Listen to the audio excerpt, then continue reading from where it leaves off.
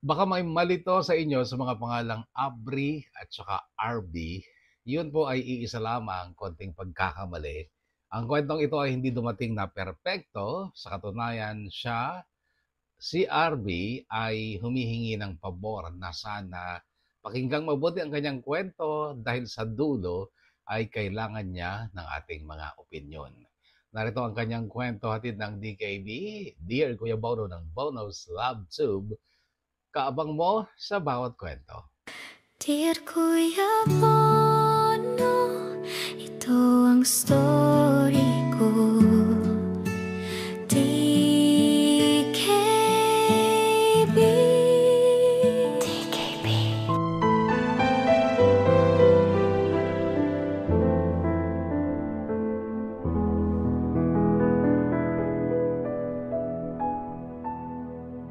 Dear Kuya Bono, maaga akong na-in-love. 11 years old, grade 5, may girlfriend na ako. Siya si Maggie, laking Maynila at mas matanda ng 1 taon sa akin.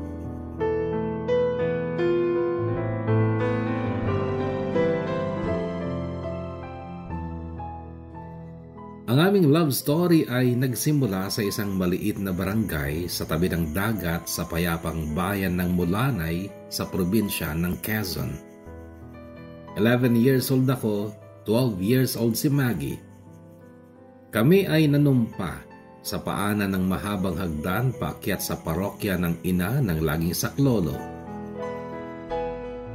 Nangako kami na kahit anong mangyari, hindi kami maghihiwalay at magmamahalan kami habang buhay.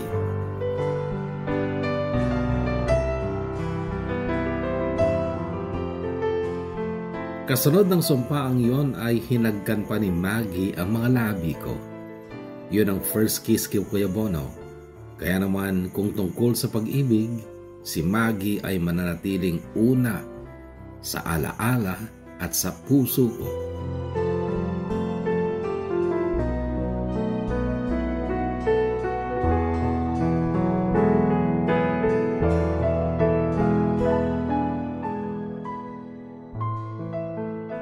Ako ang panganay sa aming 3 magkakapatid na puro lalaki. Si Mama ay teacher noon sa dulong barangay ng San Andres, isang bayan din ng Quezon. Kulang 2 oras ang biyahe mula sa amin kaya naman si Mama noon ay hindi namin lagi nakakapiling sa aming bahay. Ang kasama namin sa aming bahay noon ay si Papa na isang karpintero at si Lola Aura, nanay ni Papa. Si Mama ay taga San Andres talaga. Nakatira siya sa bahay ng mga magulang niya, sina Lolo Juaning at Lola Cathy. Marami silang nakatira doon dahil ang mga nakababatang kapatid pa ni Mama na kahit may mga asawa at anak na ay doon pa rin nagsisiksikan. Kaya naman kaming magkakapatid, kahit gusto sana naming makapiling si Mama araw-araw ay hindi pwede dahil ayaw niyang makipagsiksikan pa kami sa bahay ni Lola Cathy.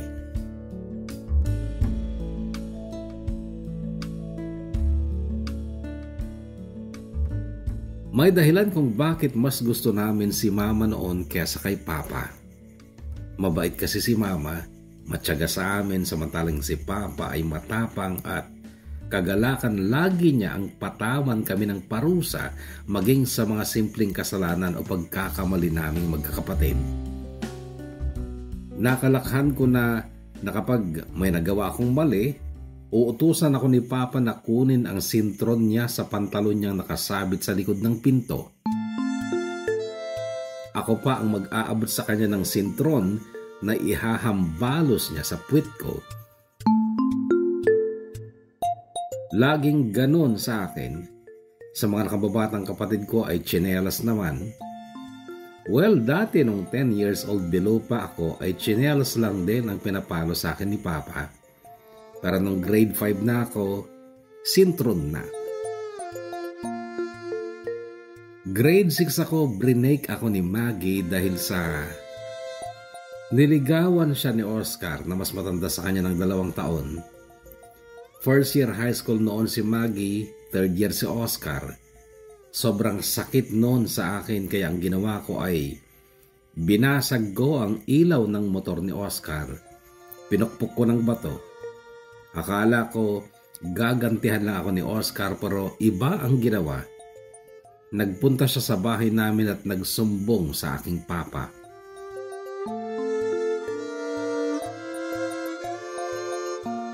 Pagdating ko ng bahay nung hapong yon ay agad akong sinigawan ni Papa. Kunin mo yung sintron ko. Hindi ko kinuha ang sintron niya, Kuya Bono. Ang kinuha ko ay ang itak niya at inabot ko sa kanya pero hindi niya kinuha. Pakiramdam ko kasi noon, Kuya Bono, ay parang wala ng kwenta ang buhay ko dahil pinagpalit ako ni Maggie kay Oscar. Parang gusto ko nang mawala sa mundo at syempre, hindi ako mawawala kung sintron lang kaya itak ang inabot ko kay Papa.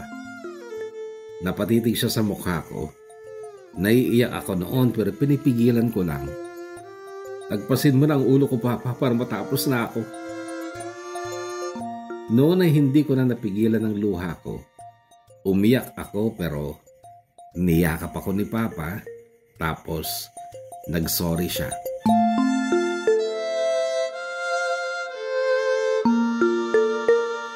Mula noon, Kuya Bono, hindi na kami pinapalo ni Papa. Kapag may kasalanan kami, pinagagalitan lang kami. Hindi lang yon, binago talaga ni Papa ang approach niya sa aming tatlong magkakapatid. Naging cool siya. Hindi na kagaya na dati na parang lagi na lang siyang naghaharap ng mali namin. Nagbago siya at parang lumibel siya sa amin. Naging open siya, nakikibanding na siya sa amin. Nung una, nanibago kaming magkakapatid kasi nasanay kami na istrikto siya. Pero ilang araw lang na nakikipagbiroon na siya sa amin, nasanay na rin kami sa bagong siya.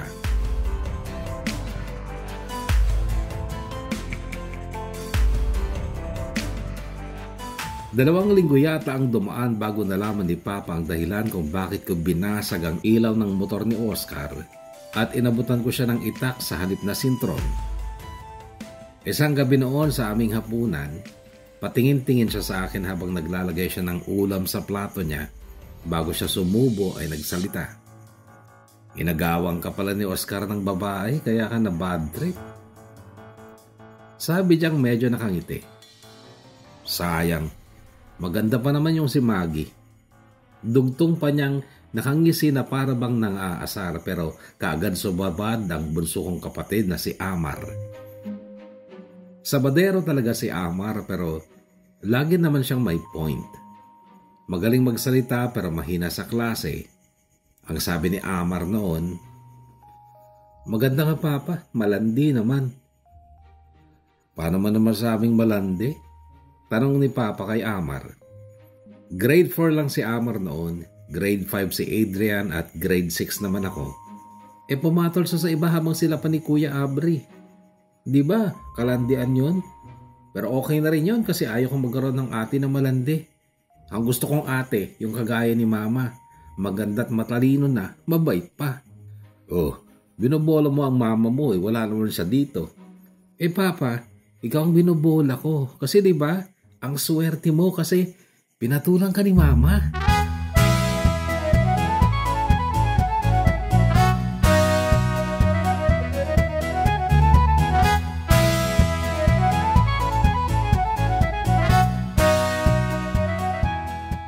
Si Papa ang bunso sa kanilang 5 magkakapatid. Panganay nila si Tito Sarge na isang ex-army. Nagmana kay Lolo na naging bayani dahil namatay daw sa bakbakan sa Mindanao noon. Sina Tito Sarge at Lolo Edgardo ang idol ng angkan namin noon dahil nga sa pagiging militar nila. Sina Papa at 4 pang kapatid niya ay lumaki at hinubog din sa classic military discipline ni Lolo. Kaya naman maging si Papa nung una ay gumaya sa paraan ng pagdedisiplina sa amin. Pero mabuti na lamang at nagbago siya. Noong mga panahong parang tropa na lang namin si Papa, nakikialam pa si Tito Sarge. May mga pagkakataon kasi noon na sumusobra kami ni Amar at Adrian sa pakikipagbrohan kay Papa. Yung paningin ni Tito Sarge ay nawawalan na raw kami ng paggalang sa Papa namin.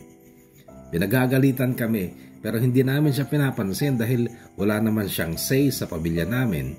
At yung mga anak nga niya, hindi nakakatawa kagaya ng pagtawa namin kapag nagbibiroan kaming mag-aama. Ang 3 anak kasi ni Tito Sarge, akala mo mga trainee sa kampo, laging alerto sa pagsunod sa mga command niya.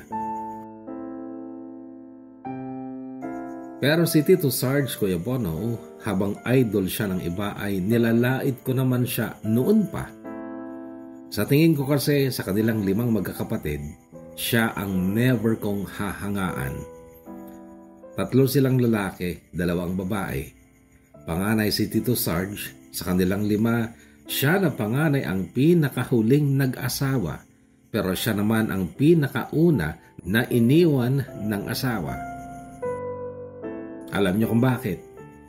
Para sa akin kasi pangit ang ugali niya, mayabang, authoritative. Akala mo siya Diyos. Tuloy nagmana sa kanya ang 3 anak niyang puro din lalaki, sina Anton, Greg at Rambo. Mas matanda ako sa kanila kahit panganay ang papa nila at bunso ang papa ko kasi nga kahit panganay ang papa nilang si Tito Sarge, siya naman ang pinakahuling nag-asawa. Hindi ko natatandaan ang mama nila kasi bata pa ako nung maglayas ito at hindi na muling nagpakita. At si Tito Sarge hindi na muling nag-asawa. Dati si Lola Aura ang parang nanay ng mga anak ni Tito Sarge. Pero nung mag-uwi ng babae si Tito Sarge, umalis si Lola kay Tito Sarge. Lumipat siya sa bahay namin at kahit noong umalis na ang inuwing babae ni Tito Sarge dahil hindi rin ito natagalan ang ugali ni Tito Sarge, hindi na bumalik si Lola sa kanila. Nanatili na ito sa amin kasi kaming 3 magkakapatid ay mas malambing kay Lola kesa sa mga anak ni Tito Sarge. Lalo na nung nagbago na nga si Papa. Nakikita ko na noon na madalas nakangiti si Lola kasi natutuwa siya sa bonding naming mag-aama. Pero kung meron mang mas higit na maligaya noon, ito ay si Mama. Narinig ko pa nga noon sa kanya ang salitang, "Sana matransfer na ako dito. Nanghihinaya ako na tuwing weekends ko lang nakikita ang bonding ninyo." Sumabad ulit noon si Amar. "Di Mama, mag-resign ka na lang sa trabaho mo. Dito ko na lang sa bahay kagaya ni Tita Mila. Nag-aalaga lang siya kina Pingpong." Si Tita Mila ang pang-4 na kapatid ni Papa at si Pingpong ang bunsong anak niya. Huwarang ina at asawa si Tita Mila kaya sobrang paghanga namin sa kanya. Kung pwede nga lang kaso baka hindi na magkasya ang kinikita ng Papa ninyo sa pangangailangan natin. Lalo na kapag college na kayo. Kaya tulungan nyo na lang ako mag-pray na sana ma-approve na talaga ang transfer ko dito para magkakasama na tayo dito araw-araw, gabi-gabi.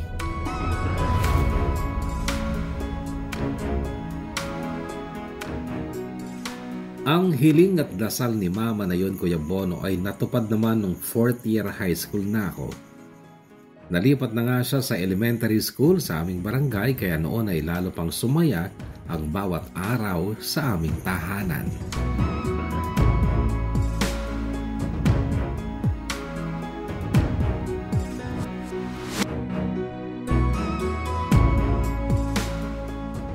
Pinalad akong makapag-asawa ng kagaya ni Mama, Kuya Bono, halos kagayang-kagaya niya. Mabait, maganda, matalino, at teacher din. Siya si Livia. Kaya lang isang buwang mahigit lang matapos ang kasal namin ni Livia, may nangyari. Bumalik si Maggie sa buhay ko at may anak na siya. Ako ang ama ng bata. Hirap siya, sakitin pa ang bata. Wala silang ibang maasahan kundi ako lang. Ito ang dahilan, Kuya Bono, kung bakit ako napasulat sa iyo dahil gusto ko ng karagdagang opinyon upang maliwanagan ang isipan ko.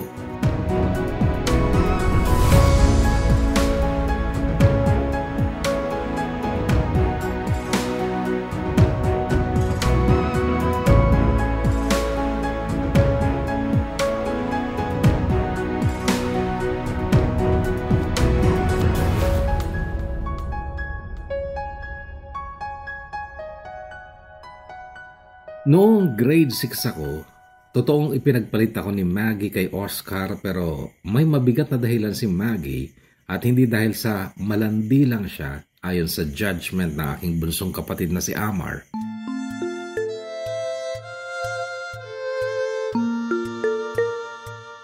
Napunta sa aming barangay sa Mulanay sina Maggie at nanay niya. Galing sila ng Maynila dahil ang nanay ni Maggie ay nakipag-asawa kay Mang Roding na byudo taga sa amin. Si Mang Roding ay dating gwardiya sa Maynila at mayroon siyang 3 anak na siyang bumubuli noon kay Maggie. Si Oscar ay kapitbahay nila Maggie at laging pinagtatanggol ni Oscar si Maggie sa mga stepbrothers niya. Nung time na yon, binata na si Oscar. Ako ay grade 6 at mas matangkad ba nga ng konti sa akin si Maggie kaya siyempre hindi niya ako maasahan na magtatanggol sa kanya. Isa pa, malayo ang bahay ni na Maggie sa amin. Nasa boundary sila ng sitio Sumagonsong kung saan nakatayo ang parokya ng ina ng laging saklolo. Maganda ang simbahang yon. Nakatirik ito sa tuktok ng burol kaya't mataas at hindi ito kagaya ng ibang simbahan na nakatayo sa sentro ng bayan o syudad dahil ito ay matatagpuan sa isang barangay at halos ni walang bahay sa paligid nito kundi mga puno, karamihan ay puno ng niyog.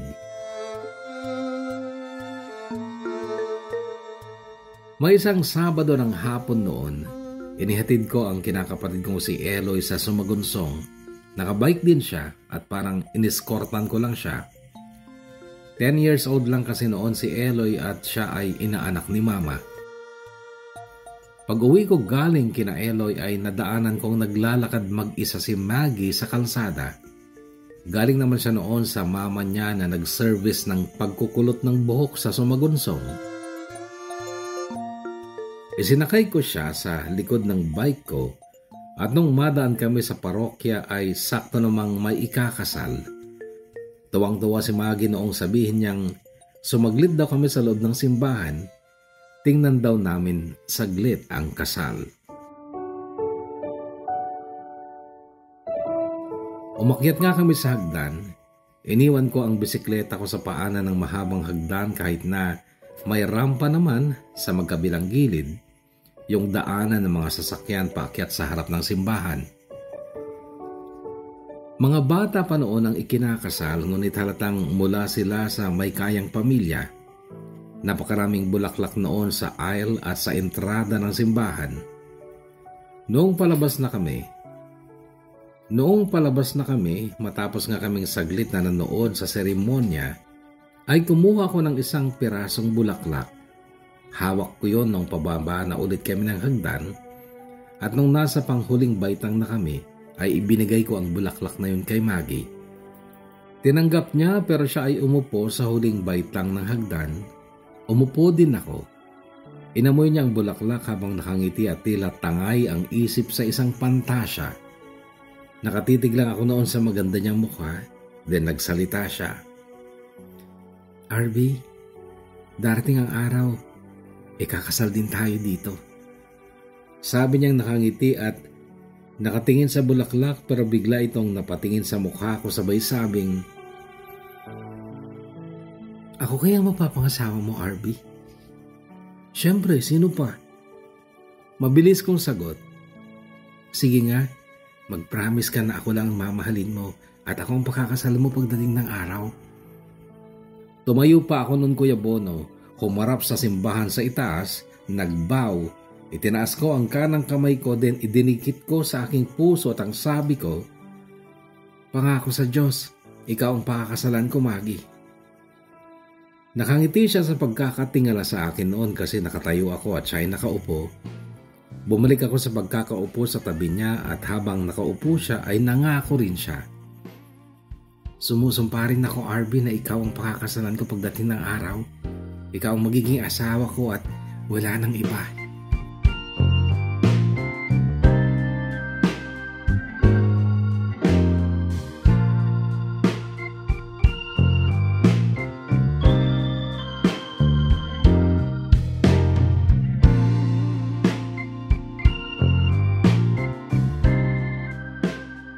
Kaya lang nagbago nga ang ihip ng hangin dahil dumating sa punto si Maggie na nangailangan siya ng parang hero sa buhay niya na magtatanggol sa kanya sa pang-aapi ng mga stepbrothers niya at si Oscar ang laging naroon. Ganito ang assessment ko sa sitwasyon ni Maggie noon. Pero nung bakasyon bago ako mag-high school ay bumalik na ng Maynila sina Maggie at nanay niya dahil nagkaroon ulit si Mang Roding ng bagong trabaho sa Maynila. Sa madaling salita, nagkalayo na sina Maggie at Oscar pero ayon kay Oscar, hindi sila nag-break. Nagsusulatan pa rin daw sila.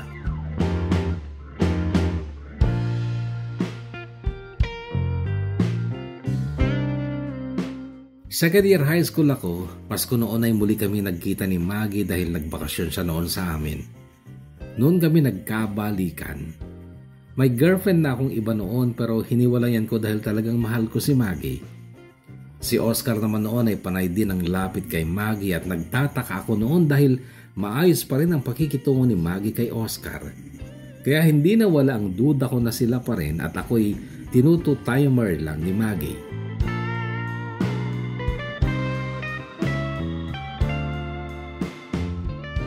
Pero dahil nga nagbakasyon lang noon si Maggie, pagkatapos ng Christmas break ay bumalik din sila ng Maynila.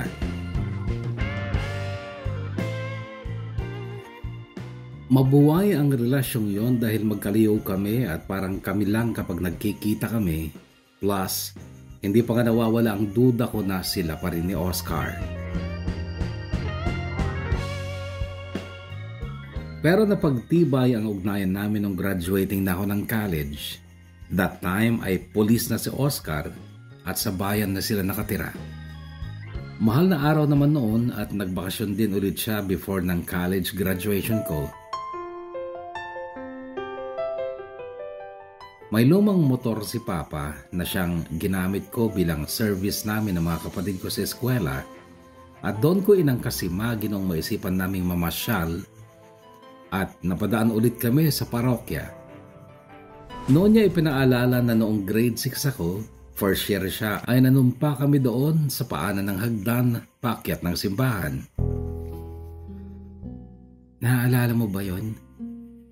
Nakangiting tanong niya. Agad nakapaglakbay ang isip ko sa tagpong yon noon. Ultimo kulay ng bulaklak na dinekwat ko sa entrada ng simbahan noon at ibinigay ko nga sa kanya ay naalala ko pa. Ngayon, RB, kaya mo bang mag-promise ulit na ako pa rin ang pakakasalan mo? Hinawakan ko ang kamay niya noon at hinila upang makasabay ko siya sa pag-akyat. Ang gusto ko noon ay sa loob mismo ng simbahan ako mangako ulit sa kanya. Kaya lang sarado ang pintuan ng simbahan pero doon na rin mismo sa harap ng nakapinid na pinto, masuyo kong hinawakan ng dalawang kamay ni Maggie at ang sabi ko, I promise that I will never marry anyone other than you.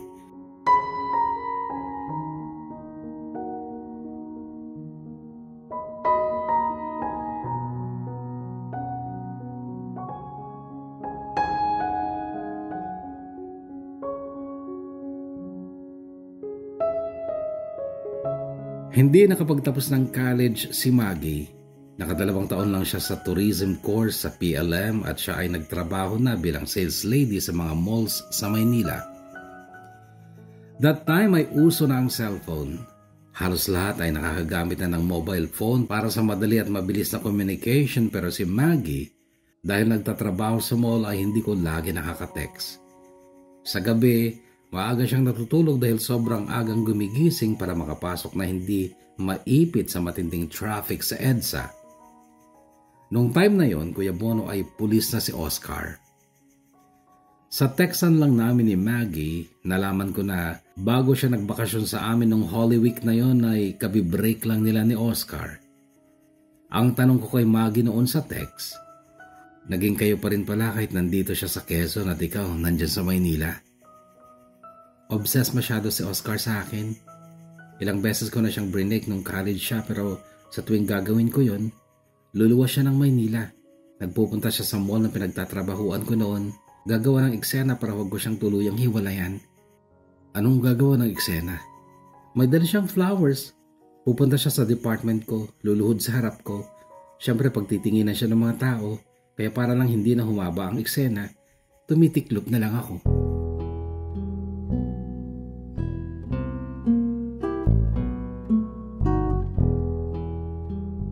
After graduation ko ng Industrial Engineering, kaagad din akong kumuha ng board exam at pinalad na mga makapasa kaagad. Sinadya kong magtrabaho sa Maynila upang maging malapit kami ni Maggie. Dapat ko lang gawin yon dahil pulis na noon ang karibal ko at hindi ako dapat magpatalo. Kahit malayo sa tinapos kong kurso, ang unang trabaho ko ay sumigil lang ako. Kaya lang namatay si Mang Ruding. Napatay ng pinaghihinalang lalaki daw ni Aling Margie, ang nanay ni Maggie.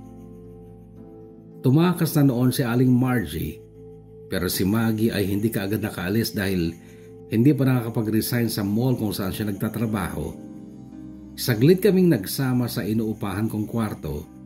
Para na kaming mag-asawa noon. Kulang 2 linggong maligaya ako noon at puno ng pangarap at inspirasyon dahil para na nga kaming nakabuo ng sarili naming pamilya ni Maggie. Kaya lang isang hapong umuwi ako ay sulat na lang ni Maggie ang nadatnan ko. Nabalitaan daw niya sa kapitbahay nila dati na pinaghahanap na rin siya ng mga taong gustong gumante para kay Mang Ruding. Ganito ang maikling sulat na iniwan ni Maggie noon. RB, huwag mo na akong hanapin. Alam kong ikagugulat mo ang pag-alis ko pero sa pagkakataong ito, wala akong dapat pagkatiwalaan kundi sarili ko lang. Patawad sa kung anumang nagawa ko. Bago siya umalis noon, Kuya Bono, ay kasusweldo ko lang at naibigay ko na sa kanya ang budget namin na pang 15 days. Tinangay niya yon pero hindi yon ang nagdulot sa akin ng lungkot kundi ang sinabi niyang wala daw siyang dapat pagkatiwalaan kundi sarili lang niya. Para niyang sinabi na wala siyang tiwala sa akin at masakit sa akin na inisip niyang pwede ko siyang ipagkanulo o ipahamak. Oo, kinukumbinsi ko siyang magsumbong sa pulis kasi yun naman talaga ang tama. Kung wala siyang kinalaman sa pagpaslang kay Mang Ruding, kung hindi siya naging accessory to the crime, wala siyang dapat ikatakot. Kaya lang ayaw niya akong pakinggan. Isipin pa lang daw niya na isasalang siya sa investigasyon ay natatakot na siya at ang takot na yun ay siya lang naman daw ang nakakadama.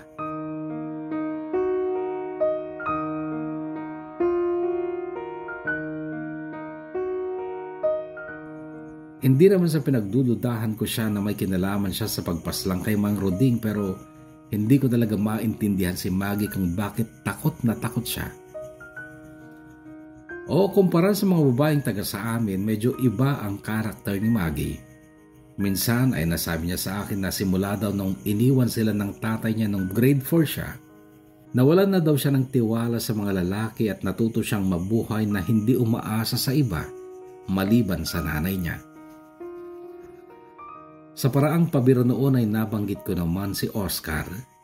Pinaalala ko lang sa kanya yung time na brinake niya ako at si Oscar ang ipinalit niya sa akin kasi akala ko nga ay naging bayani si Oscar sa kanya kasi nga pinagtatanggol siya ni Oscar lagi noon kapag minamaltrato siya ng mga anak ni Mang Ruding.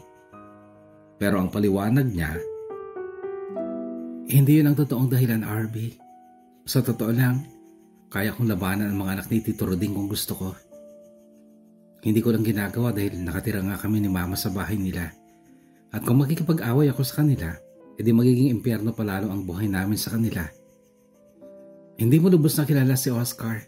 Akala mo matino yun pero hindi. Tuso yun, mautak.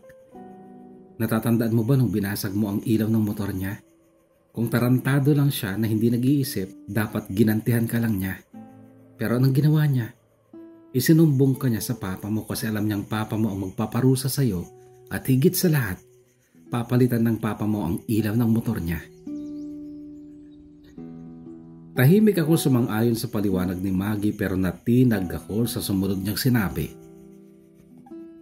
Marami na siyang plano noon para magkahiwalay tayo. Marami siyang masamang balak sa iyo, mga plano na ikapapahamak mo pero hindi mahahalata na siya ang gumawa. RB, nung panahong yon na kinahihiligan mo ang manood ng Doraemon, si Oscar, Soko at The X-Files ang pinapanood niya. Sa panlabas, maamong tupa si Oscar, pero ang totoo, isa siyang tuso at kaya niyang gumawa ng masama na hindi siya ang ituturo. Nung hiwalayan kita, tumigil na siya sa pagpaplano laban sa'yo. Pero kasabay ng pag-iwas ko sa'yo noon ay iniwasan ko rin siya. Pero hindi naging madali sa akin yun dahil kapitbahay ko lang siya. Araw-araw niya akong kinukulit kaya napilitan na lang ako na sagutin siya.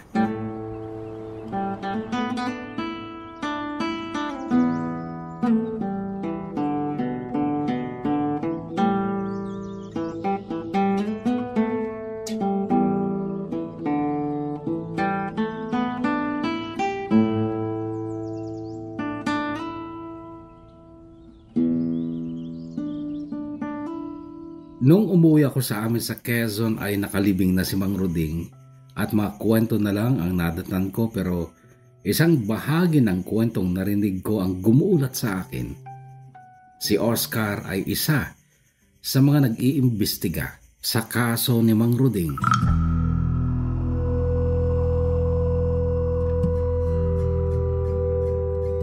Si Oscar ay kilala sa amin dahil sa pagiging magaling na pulis. Wala siyang bad record for positive. Kaya lang, hindi ko na iwasang isipin na pwede nga niyang idiin si Maggie sa kaso ni Mang Ruding dahil nasaktan ni Maggie si Oscar noong hiwalayan niya ito. Noong mga panahong yun, Kuya Bono, inaamin ko na nasakop na ni Maggie ang buhay ko nung magsama kami sandali sa Maynila. Bago kami nagsama ay marami akong plano, hindi lang para sa aming dalawa kundi maging sa pamilya ko. Panganay ako at nagkakaedad na mga magulang ko. Si Adrian, sinunod ang pangarap niyang maging abogado kaya that time ay nag-aaral pa siya. Si Bunso na pinakagwapo sa amin ay natigil sa pag-aaral dahil kay agang nag-asawa. 16 lang si Amar nung sila ni Maymay ang magsama. Taga Lucena si Maymay, may kaya ang kanyang pamilya at doon sila nanirahan sa Lucena. So that time na pasado na ako ng board exam, dapat ibabalik ko na sa magulang ko ang pabor na ginawa nila sa pagpapaaral sa akin. Natuwa na nalungkot sila nung magpasya akong lumuwas ng Maynila para magtrabaho, pero wala silang kaalam-alam na dahil lang yon kay Maggie. Lumuwas ako para mapalapit kay Maggie at hindi upang mapalapit ako sa pangarap kong makatulong sa kanila. Nasaktan ako nung iniwan ako ni Maggie kasama ng isiping wala pala siyang tiwala sa akin. Mahal na mahal ko siya. Nagawa ko ang talikuran pangarap ko para sa pamilya ko at sa kanya ko na ibubuhos ang lahat-lahat ko, pero iniwan ako dahil hindi siya naniniwalang safe siya sa piling ko. Alam mo yung katotohanan na nababasa niya ang utak ni Oscar. Noon pang mga teenagers kami, ay isang patunay na hindi basta-basta babae lang si Maggie. Sa likod ng pagiging maganda, babaeng-babae ay mayroon siyang utak na nakakabasa ng pagkatuso ng isang magaling na pulis, samantalang ako noon ay nagsisimula pa lang mag-isip tungkol sa mga pangyayari.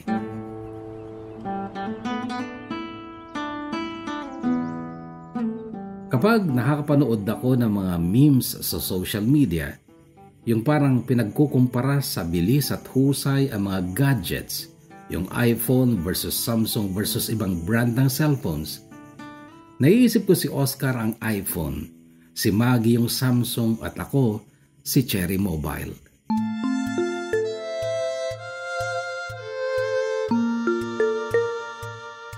So nabawasan ang pag-aalala ko para kay Maggie nung mapagtanto ko na matalino at tuso rin siya. Natatandaan ko nga sa huling bahagi ng maikling sulat na iniwan niya ay may PS sa likod ng papel. Sunugin mo ito pagkatapos mong basahin. Hindi ko pinansin nung una ang PS na yon, pero kalaunan ay napagtanto ko na maaring ang magamit yun laban sa kanya kapag may taong nakabasa. Ganon siya, ganon sila ni Oscar.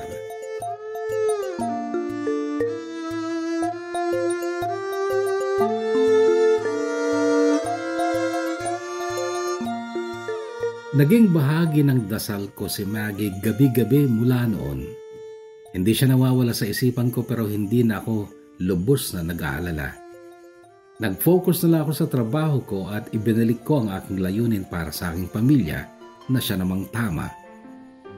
Ngunit isang araw ay may natanggap akong text mula kay Maggie gamit ang ibang cellphone number. RB, si Maggie to. Kumusta ka na?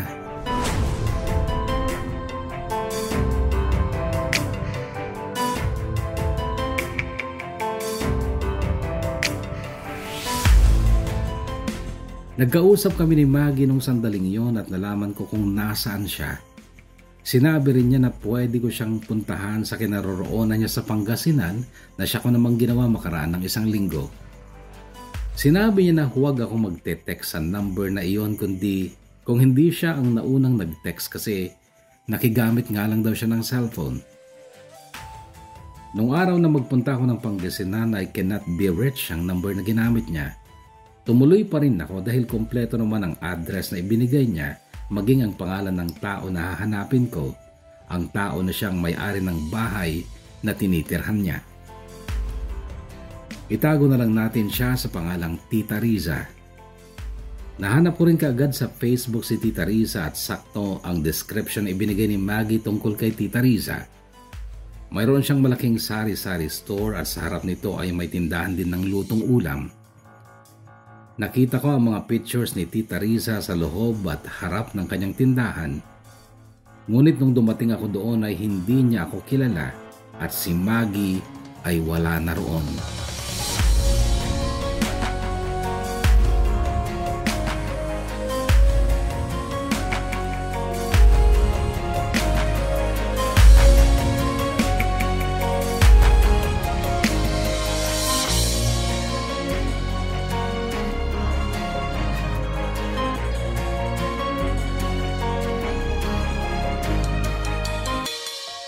Sobra akong na-disappoint noon.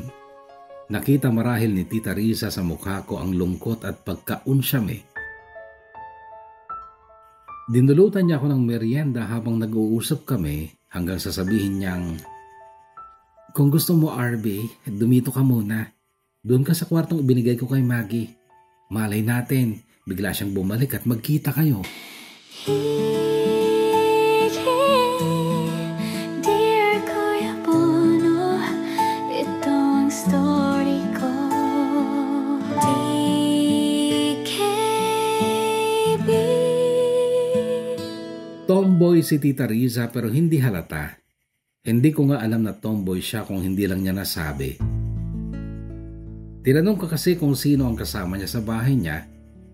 Pamangkin ko, si Livia, pero nasa Dagupan City siya, seminar. Wala po kayo anak, Tita Riza? Hindi ako nag-asawa ng lalaki, RB. Pusong lalaki kasi ako. Casual niyang sabi. Si Livia naman, bunsong anak ng ate ko. 2 years old lang si Livia nung pumanaw si ate. Inampun ko na lang, ayun, teacher na at dalaga pa.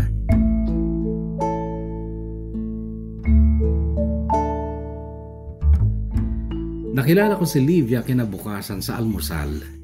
Dumating pala siya madaling araw at sa unang sandali pa lang na malanding ang mga mata ko kay Livia, napansin ko na may kakaiba sa kanya. Hindi siya kagandahan.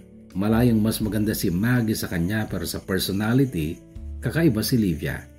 Sa tono at lambing ng boses, sa paraan ng pagsasalita, pagngiti at normal na kilos at galaw, kaibig-ibig siya. Parang nakikita ko si Mama sa kanya. "Huwag kang mahiya, sir." Narinig kong sabi niya nung marahan lang ang pagkain ko ng almusal. Tinapang bangus, talbos ng kamote na may bagong at kamatis at adobong manok na tira kagabi ang ulam namin ng umagang yon. "Sa kawalan mo ng gana, sir. Isipin ko na hindi mo gusto ang ulam namin." Nakangiti pang biro niya. Sumabad naman si Tita Riza. Malungkot lang yan kasi nga hindi niya naabutan dito yung girlfriend niya. Hindi na umimik si Livia matapos saglit na sumulyap sa akin. Si Tita Riza ang nagpatuloy sa pagkukwento. Napansin ko, balisa lagi si Maggie. Madalas nakatingin sa malayo, kay lalim ng iniisip. Panimulang kwento ni Tita Riza. Tinanong ko kung may problema siya. Nginitian lang naman ako. Kamag-anak niyo po ba si Maggie? Tanong ko kay Tita Riza. Hindi. Pero nung maliit pa yan ay napunta na siya dito. Naging karelasyon ko kasi ang nanay niya. Si Aling Margie, Tita Riza, nagpunta na rin ba dito? Hindi na. Simula nung maghiwalay kami, hindi na ulit siya nagpakita dito. Hinahanap ko nga din siya sa Facebook dati Pero sabi ni Maggie, hindi rin nakakahawak ng cellphone ang nanay niya dahil mahigpit ang amo niya sa Kuwait. Natigilan ako sa kwentong yan ni Tita Riza. Nasa Kuwait na raw si Aling Margie, mama ni Maggie. Pinagdudahan ko yun kasi parang ang bilis naman niyang mag-flight at isa pa, mahigit 40 anyos na si Aling Margie noon, pwede pa kaya maging DH sa edad na yon.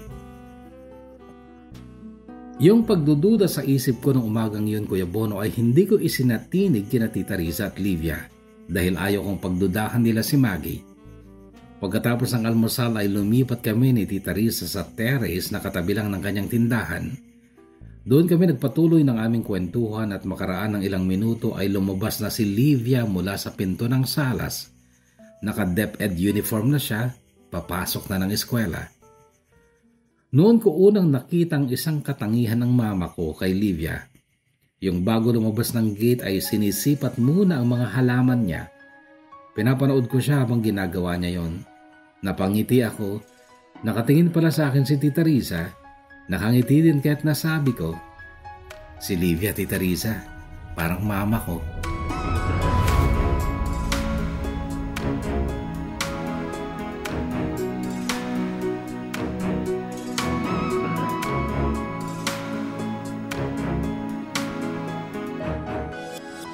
Pang-apat na araw ko sa Pangasinan ay nagpaalam na ako kay Tita Riza.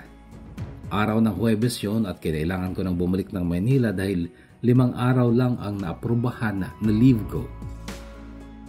Hindi nagbalik si Maggie at wala man lang din siyang text o tawag.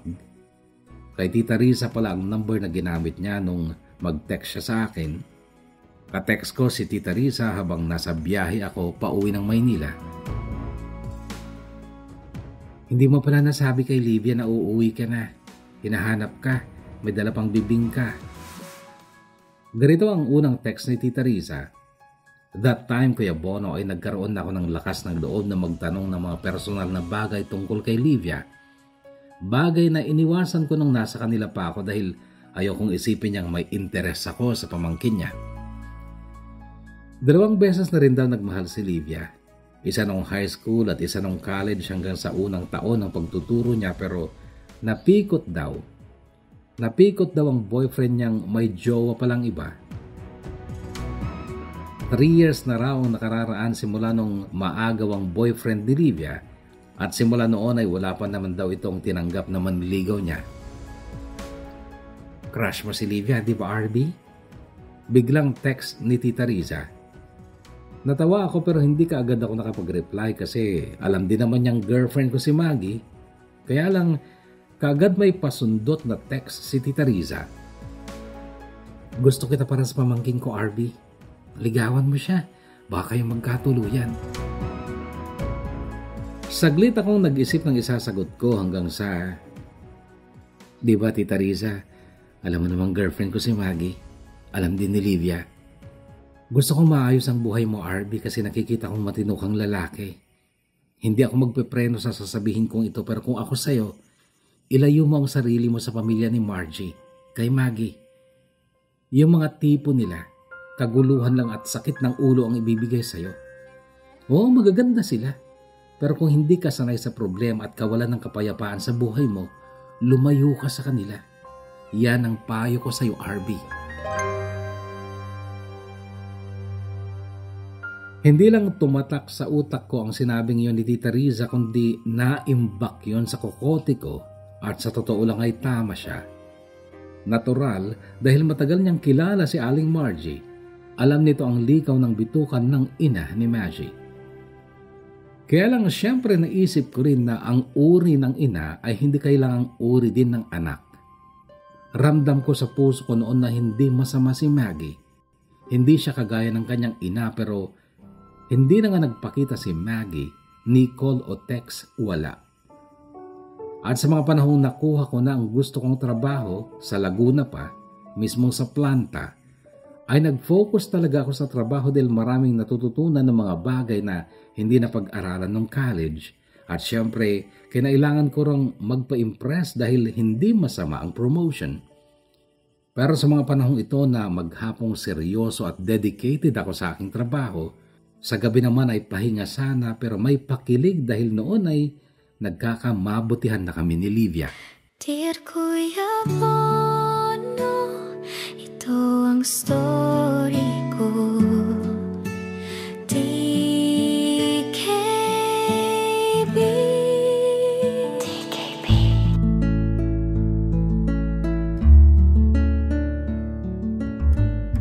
2 taon, Kuya Bono, na naging steady kami ni Livia hanggang sa nagpasya na kaming magpakasal.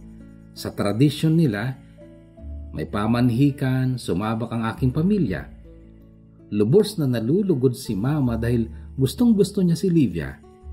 Full support si Mama sa paghahanda sa aming kasal na simple lang pero naging napakasaya. Matapos ng aming kasal ay nag-spend kami ng honeymoon sa Baguio. Then naghiwalay saglit dahil kinailangan kong bumalik ng Laguna at kailangan naman niyang maiwan sa Pangasinan dahil nagtuturo naman siya sa elementary school sa kanilang barangay. Linggo lang ang araw na wala kaming pasok, Kuya Bono, kaya't minsan lang sa isang buwan ako halos nakakauwi ng Pangasinan. At unang uwi ko noon, matapos kaming makasal ni Livia, ay may nangyaring hindi ko inaasahan.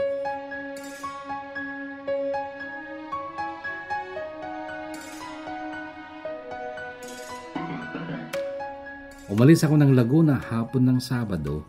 Nakarating ako ng Maynila gabi na. 12:00 ng madaling araw ng Linggo umalis ang bus papuntang Pangasinan. Dumating ako sa bahay ni Tita Riza pasado 4:00 ng madaling araw at nadatnan ko sa harap ng sarado pang tindahan ang isang babae. Nakaupo sa mahabang sementadong bangko at may batang babaeng nakahiga, tulog sa kandungan niya. May ilaw sa bubong ng tindahan, may ilaw pa sa poste kahit maliwanag kong nakita ang kanyang mukha. Mukha ni Maggie.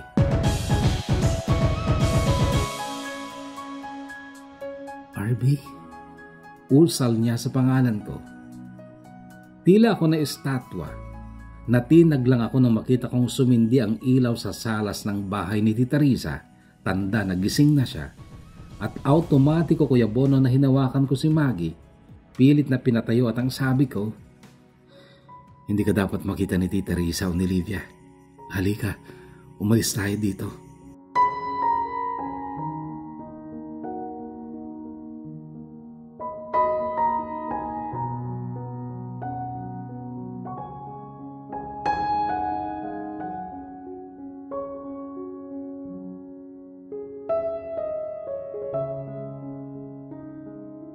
Habang naglalakad kami palayo, dahil madalang pa ang sasakyang tricycle noon ay panay ang tanong ko kay Maggie, pero hinihingal siya dahil hindi pa raw sila kumain ng hapunan.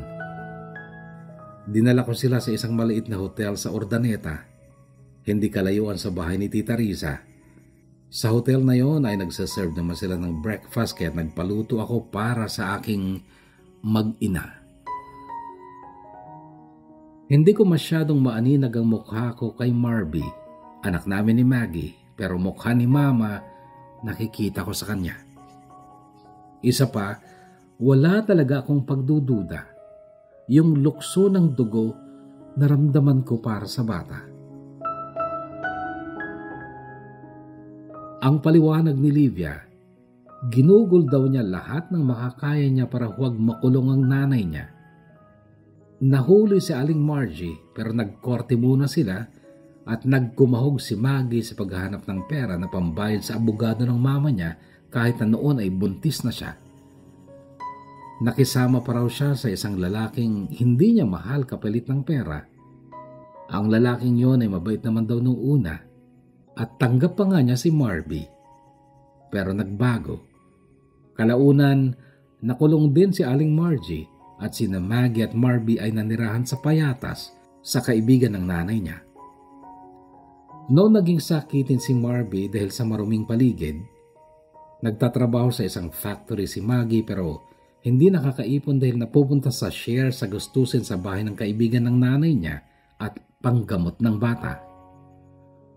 Nalaman daw niyang ikinasal na ako kaya binuran niya sa isipan niya ang magpakita pa sa akin ngunit nagipit siya dahil sa kalagayan ng bata.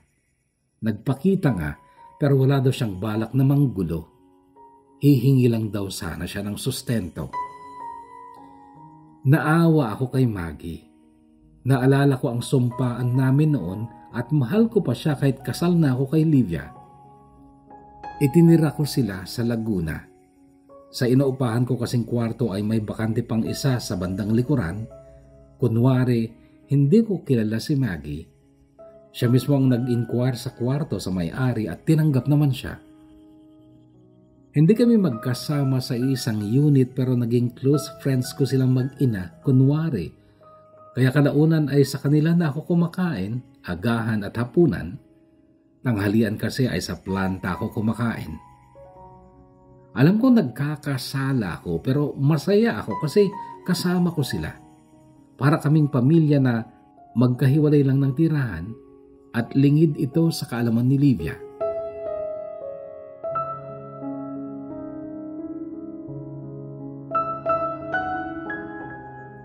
Kalaunan Kuya Bono, gumanda na ulit ang pangangatawan ni Maggie. Bumalik na ang kagandahan niyang lubos kong hinangaan noon at si Marby gumaling na sa sakit niya at naging napakabibong bata. Kaya lang, tinuruan namin siyang tito ang itawag sa akin para hindi kami mahalata. At yun pala talaga ang pakilala ni Maggie kay Marby sa akin. Hindi ako ang tatay niya. Iyon ang alam ng bata. At hanggang ngayon, Kuya Bono, na nandito na ako sa South Korea, wala pang nakakaalam kahit magulang ko o ni isa sa mga kapatid ko. Walang nakakaalam na may isa akong pamilya sa Laguna at nagpapatayo na ako ng bahay doon, maliit lang at simpleng bahay para sa aking mag-ina. At sa totoo lang, mas maligaya ako sa piling ni na Marby at si Maggie. Kahit na hindi ako lubos na tanggap ni Maggie. Ang sabi niya, kapag tapos na ang bahay, tama na.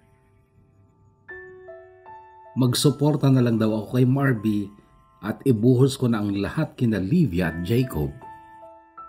Jacob ang pangalan ng unang baby namin ni Livia, Kuya Bono. Kahawig ko siya at ngayon ay magdadalawang taong gulang na siya.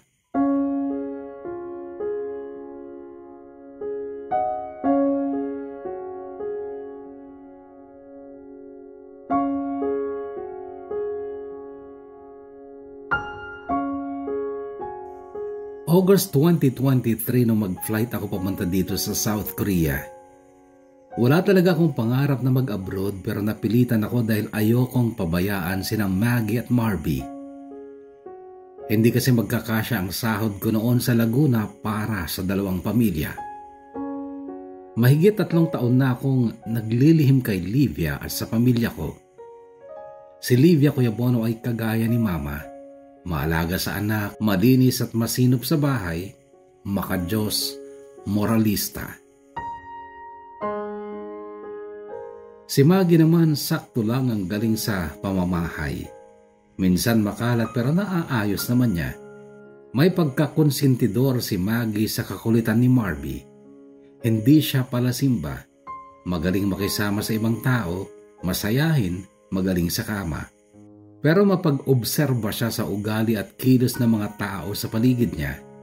Hindi siya madaling magtiwala, maging sa akin noong sabihin kong hindi ko sila iiwan, kaya naman madalas niyang sabihin na patapusin ko na lang yung bahay at putulin na namin ang ugnayan namin pero susuportahan ko pa rin si Marby.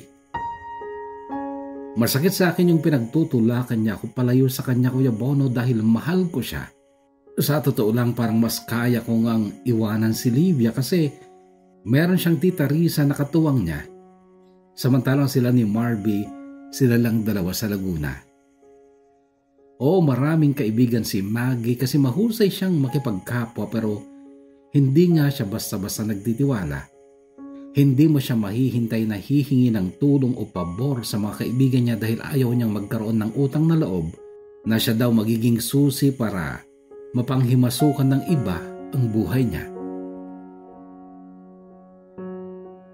Sa tuwing naiisip ko na hanggang ngayong grade 2 na si Marby ay hindi pa niya alam na ako ang totoong tatay niya, nasasaktan ako. Ayokong lumaki siyang tito ang tawag niya sa akin. Kaya lang natatakot din ako sa maaaring mangyari kapag nalaman ni Livia, tita Risa at pamilya ko na lihim ako nakabuo ng pamilya sa Laguna. Yung mahiwalay ako kay Livia, hindi ko masyadong kinatatakutan. Ang big deal sa akin ay kapag nasira ang respeto at pagtingin nila sa akin, kaya lang hanggang kailan ako maglilihim. Hindi man sinasabi ni Maggie na lubusan niya akong tatanggapin kapag naghiwalay kami ni Livia, pero sure ako na tatanggapin niya ako. Kahit kasi hindi siya pala simba ay nakokonsensya siya na nagtataksil kami kay Livia. Kahit pa kami ang naunang nagkaroon ng relasyon, kami ang unang nagkaanak. Ang pinagdidiinan ni Maggie ay kasal ako kay Livia. Oo, may mga nangyari sa amin sa Laguna noon, pero dahil makulit kasi ako at siya ay natatangay lang. Pero nung tanungin ko siya kung pinagsisihan niya na naibigay niya sa akin ang pagkababae niya nung magsama kami sandali sa Maynila, hindi naman daw. Ako ang nakauna sa kanya, Kuya Bono. Manila girl pa yun Pero kay Livia, may nauna na bago ako. 2 linggo lang halos kami nagsama ni Maggie noon sa Maynila. May nabuo pala. Hindi ko alam dahil nga naglayas siya. At tama ang kalkulasyon ko, Kuya Bono, sa pagkakabuo ni Marby, kaya hindi ako nagduda na anak ko talaga siya.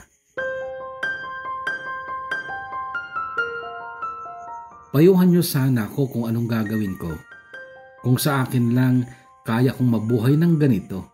Naglilihim kay Livia at sa pamilya ko, pero ang inaalala ko ay si Maggie. Nakapagtapos na daw ang bahay ay puputulin na namin ang ugnayan namin. Kaya kong buhayin ng 2 kong pamilya. Hindi man sobrang taas ang sweldo ko dito, pero nakakapagtipid ako para sa sarili ko. Huwag lang akong ma-question ni Livia. Pero kung tatanungin ninyo ako at kung kailangan ko talagang pumili, kung kailangan talaga kina Livia at Maggie, kung sino sa kanila ang mas kaya kong pakawalan, si Livia. Magbabasa ako ng mga pagpapayo ninyo sa comment section at maraming salamat in advance. Gumagalang, RB. Itinuring mong biyaya pagdating niya sa iyong buhay. Pasasalamat ay walang katapusan. Sa lungkot at sa ligaya, pag-iibigan ay naging ganap. Ngunit pagsubok ay hindi kinaya. Masakit man sa dibdib ang magpaalam, ngunit kailangang tanggapin. Hanggang doon lang, handang umasa sa tunay na nakatadhana.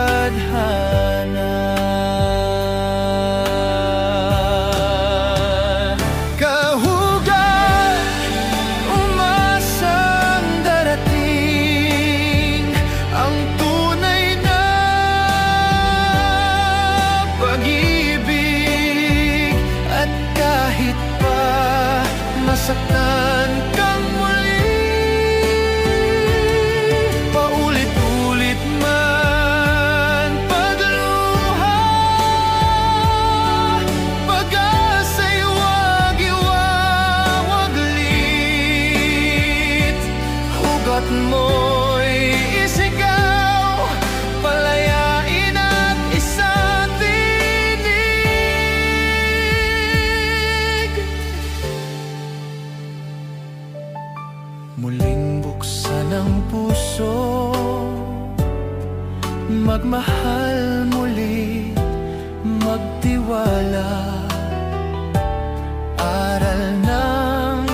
para ay magsilbing gabay.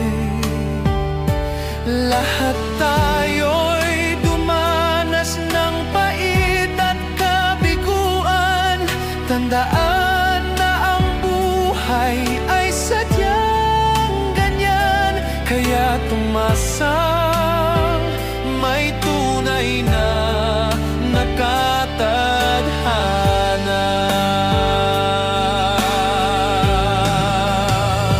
Kahugat, umasang darating ang tunay na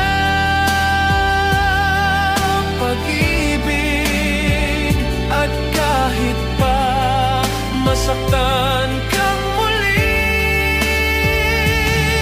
paulit-ulit man pagluha, pag-asa'y huwag iwawaglit. Hugot mo'y isigaw, palayain at isatinig. Kalungkutan ay mayroong hangganan, pagdurusa ay may katapusan. Muli kang ngingiti, puso'y magdidiwang. Tadhana ng pag-ibig ay darating, sa'yo ay darating. Kahugat, umasang darating ang tunay na pag-ibig. At kahit pa masaktan kang muli, paulit-ulit man pagluha, pag-asa'y huwag iwawaglit. Hugot mo'y isigaw, palayain at isatinig.